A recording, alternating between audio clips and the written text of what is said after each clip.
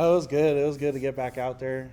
Knock the rust off a little bit, but it was a blessing to get back out there for sure. Was it one of those things where you're kind of on a pitch count a little bit of how many reps you could go or Yeah. anything like that? No, not really. Just I mean, it's just seeing how the game progressed, playing as much as good as I feel. So felt pretty good out there.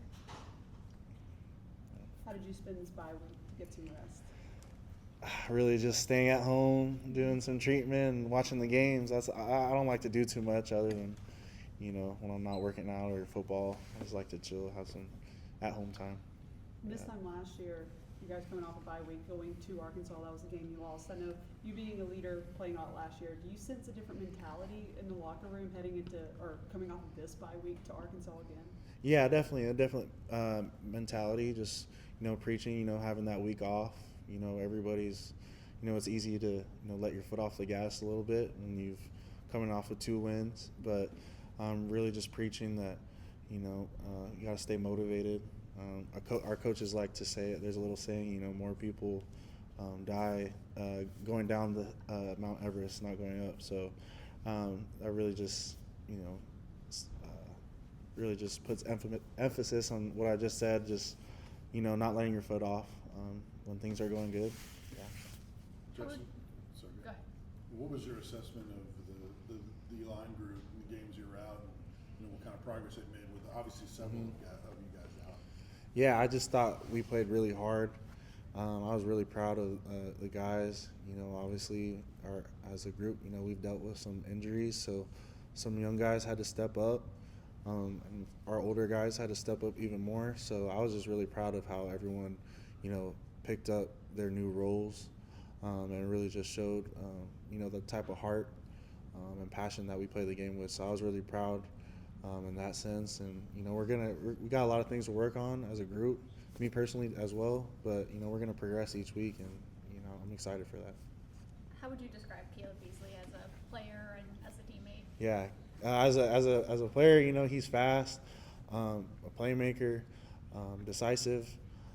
As a person, KB, we like to call him. He's just a really good dude.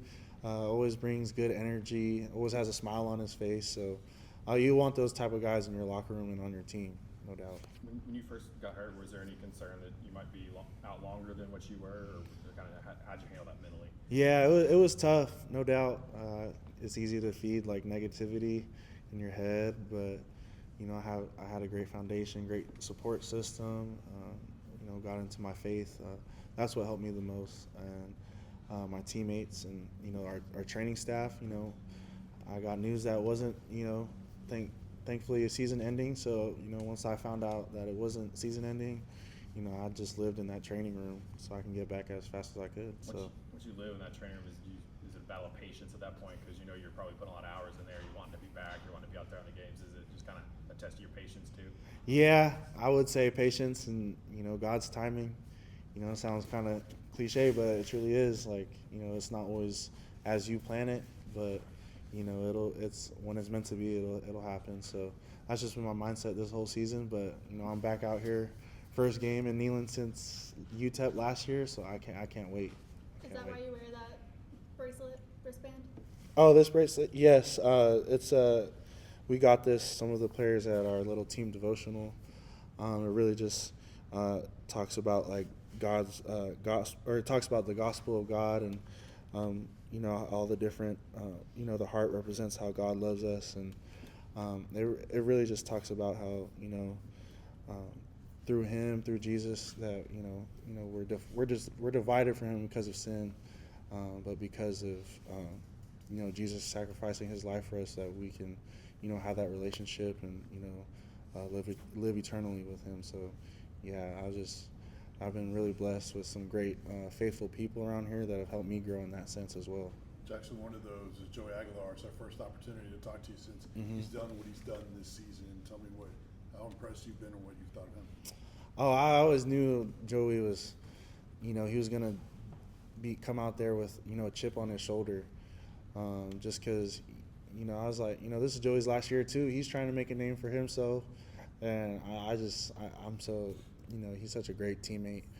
great person. You know, it's not all for show. Like, he really is like a great locker room guy, a great leader. I'm just very thankful we got him on our team. So yeah. You and Daevin were having to kind of watch together on the Mhm. sideline for a few weeks there. How big would it be if you guys can get him back this week? And you know, have you guys kind of talked about that a lot, like getting back to full strength in that room? Man, yeah, Hobbs that's my guy right there. He's a beast, and he's just such a dynamic player, such a skilled athlete, but also very powerful as well. So, you know, getting him back will be humongous for our D line and our team, just our team, really. But yeah, we had a lot of talks about that, just lifting each other up while we're in the training room and on the sidelines together.